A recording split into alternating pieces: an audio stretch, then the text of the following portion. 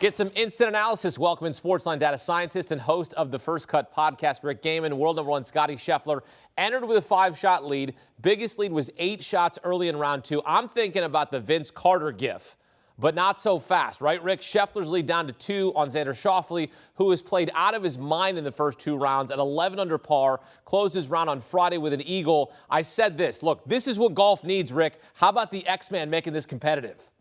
Yeah, you mentioned it, Hakeem. This was not competitive for the most of Friday, and then Xander Schauffele comes in 29 on his second 9. We'll talk about that, I'm sure. But, Scottie Scheffler has done everything you could imagine over the first 2 rounds. When you start at 10 under par, 2 shots clear of the rest of the field, and he started actually this week 4 shots clear of Xander Schauffele, your main goal is to just not blow this thing, right? Keep yourself in the mix. He goes out, he cards rounds of 65, 66. That's 9 under par, added to the 10 under par that he started with during before the week, and you're at 19. That's all the hard work. He's done it, and he's still not running away with it. And I think that's a testament to really the depth of not only the PGA Tour, but the depth of this field, how low some of these scores have been at Eastlake with the soft conditions and the preferred lies that they've been playing over the first 2 rounds. So yeah, that's a lot of birdies made by Scottie Scheffler, but there's still a lot more work to do if he wants that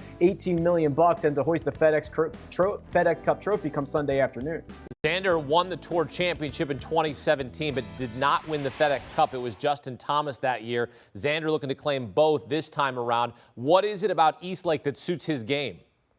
Yeah, he just loves it. I mean, Eastlake generally requires an all-around game, and that's really the strength of Xander Schauffele. He drives it so well. He gets dialed in with those irons and wedges, and we've seen him catch fire with the flat stick. It's just a place that really fits his eye and really fits his shot shape. And when you start kind of looking at the way that this could go over the final 2 rounds, it's a small number of guys that actually have an opportunity to win this golf tournament. Xander Schauffele has made up half of the gap that he started with this week on Scottie Scheffler, and he's got to be feeling great about his chances. This shot that he hits in the 18 here, this second shot approach, this is unbelievable. To just carry the bunker and then get this ball to stay on the green, give himself 5.5 feet for eagle while Scottie Scheffler is in the left-hand rough. I mean, if Scottie's going to struggle over the course of the weekend, it's going to be the X-Man, Xander Schauffele, who could kind of steal this thing away from the chase pack. Won the gold medal in 2020.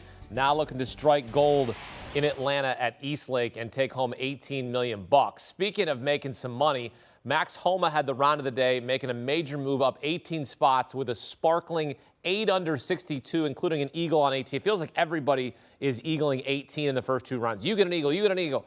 The lowest 18-hole score at the Tour Championship since 2007. And as I mentioned, talk about a money-making round. He started the day 26th. Had he finished there for the tournament, Homa would take home just over $500,000. If he finishes where he did on Friday at T8, he'll win around $1.5 million. Had a 1/71 in round 1, then a scorching second round, Rick. What was the difference, and how would you describe what the fan favorite did on Friday at Eastlake?